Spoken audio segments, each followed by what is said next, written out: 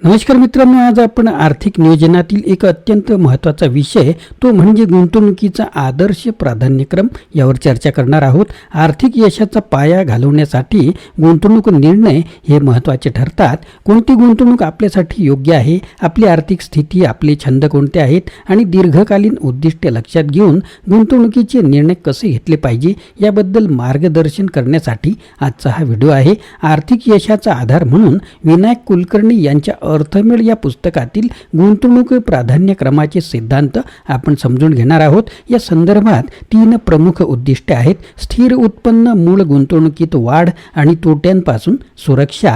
या सर्वांवर योग्य प्रकारे विचार करून आपण आपल्यासाठी आदर्श गुंतवणूक क्रम ठरवू शकतो. चला तर मग गुंतवणुकीचा हा आदर्श क्रम आणि त्याचे फायदे जाणून घेऊया. आपल्या व्हिडिओतील ठळक मुद्दे कोणते असणार आहेत तर आपल्या आर्थिक स्थितीनुसार कोणता गुंतवणूक क्रम आपल्यासाठी सर्वात उपयुक्त ठरू शकतो, गुंतवणुकीचे निर्णय घेताना आपल्या छंदांचा आणि आवडीनिवडीचा कसा विचार करावा, गुंतवणुकीच्या 3 महत्त्वाच्या उद्दिष्टांमध्ये स्थिर उत्पन्न, वाढ आणि सुरक्षा कशी साध्य करावी, गृहकर्ज आणि आयकर फायद्यांचे गुंतवणुकीतील महत्त्व काय आहे आणि shares, mutual fund, gold, ETF यासारख्या पर्यायांचा आदर्श गुंतवणूक क्रमात नेमका काय क्रम असला पाहिजे. मित्रांनो, चॅनलवर नवीन असाल तर चॅनलला सबस्क्राईब करायला विसरू नका. सुरुवात करूया महत्त्वाच्या मुद्द्यांना.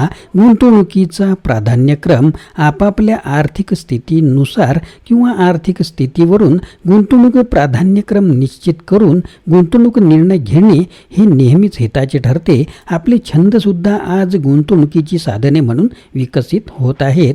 गुंतवणूक विषयक निर्णय घेताना कोणत्या बाबींना प्राधान्यक्रम द्यावा की जेणेकरून त्या गुंतवणुकी सुलभ ठरतील आणि वर्धिष्णू असतील. कोणत्याही गुंतवणुकीत 3 प्रकारची उद्दिष्टे ही असतात: नियमित व्याज किंवा लाभांश स्वरूपात येणारे स्थिर उत्पन्न, भांडवली वृद्धीमुळे वाढणारी मूळ गुंतवणूक आणि तोट्यापासून मूळ भांडवल सुरक्षित ठेवणे. या 3 उद्दिष्टांसह केलेली गुंतवणूक जोखमीचे घटक कमी करून किंवा मर्यादित करून केलेली असावी. राहत्या घरासाठी गुंतवणूक करण्यास प्रथम पसंती द्यावी. घरातील गुंतवणूक अपवाद वगळता उत्पन्नाचा दर आणि भांडवली वृद्धी चांगलीच दर्शविते.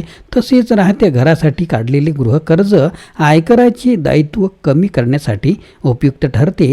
हे घर घेताना किंवा बांधताना येणाऱ्या अडचणी टाळण्यासाठी कागदपत्रांची नीट प्रकारची तपासणी करून त्यांची छाननी करणे मात्र आवश्यक असते. घरातील गुंतवणुकीत जोखीम कमी असली तरी रोकड सुलभता त्वरित नसते, हे लक्षात ठेवावे. राहत्या घरासाठी घराच्या किमतीनुसार किमान 15 ते 20% रक्कम स्वतःला उभारी करावी लागते. उर्वरित रकमेसाठी आपल्याला गृहकर्ज घेता येते. तरीही घर घेण्यासाठी किमान 3 वर्षे तरी आधीपासूनच तयारी सुरू केली तर अपेक्षित गृहकर्जाच्या रकमेजवळ आपण पोहोचतोय का याचा नेमका अंदाज येऊ शकतो. अर्थात त्यामुळे आयत्या वेळी येणाऱ्या आर्थिक आणि मानसिक तणावापासून सुटका होणार आहे.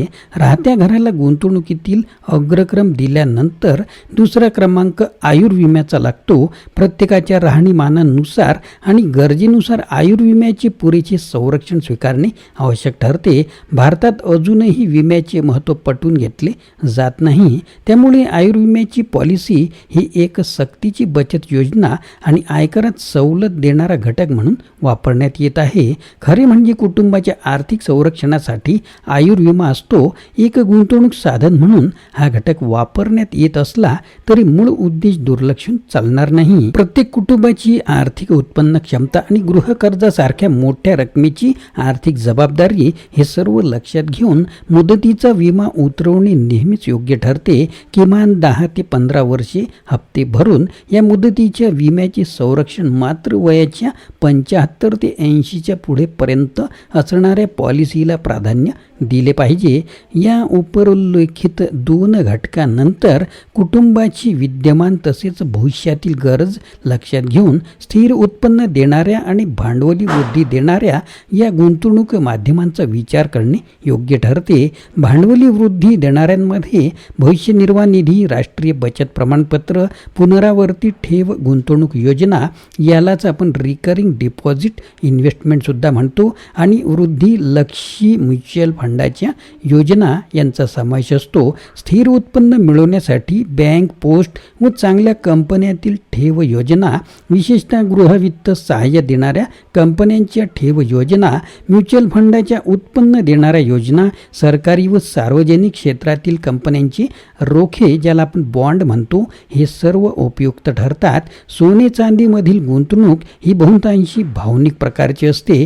गुंतवणूक म्हणून हा घटक आवश्यक वाटत असेल तर दागिने किंवा अन्य अलंकाराच्या रूपात गुंतवणूक न करता तुम्ही वळी, बार किंवा चिपळ्या स्वरूपात सोने चांदी घ्यावी. त्यामुळे विक्रीच्या वेळी घट येण्याची शक्यता नसते.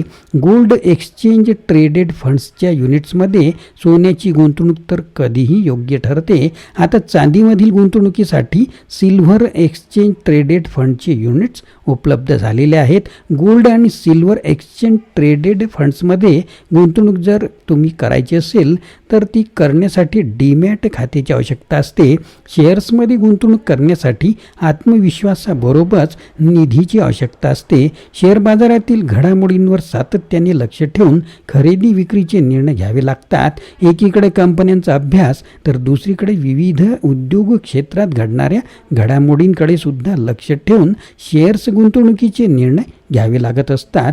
हे अभ्यास तसेच आर्थिक राजकीय परिस्थितीजन्य विश्लेषण करणे हे सुद्धा योग्य ठरत असते. म्युच्युअल फंडाच्या विविध गुंतवणूक योजनात तुम्ही गुंतवणूक करून आपल्या रोखे संग्रहात म्हणजेच पोर्टफोलिओमध्ये वैविध्य राखू शकता. त्यामुळे उत्पन्नासह भांडवली वृद्धीचा लाभसुद्धा मिळवता येईल. आपापल्या आर्थिक स्थितीवरून गुंतवणूक प्राधान्यक्रम निश्चित करून गुंतवणूक निर्णय घेणे नेहमीच हिताचे ठरते. आपले छंदसुद्धा आज गुंतवणुकीची साधने म्हणून विकसित होत आहेत. विविध देशांची नाणी, नोटा तसेच पोस्टाचे स्टॅम्प्स, नामवंत लोकांच्या स्वाक्षऱ्या गोळा करण्याची छंद बरेच लोक बाळगतात.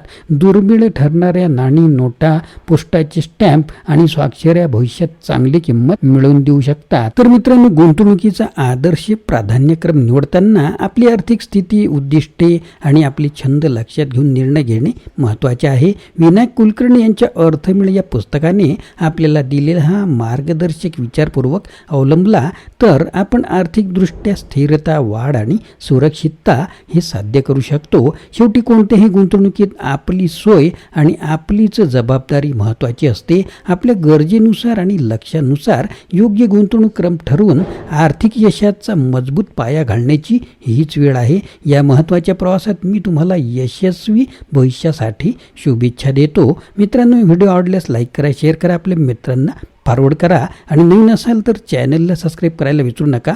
धन्यवाद.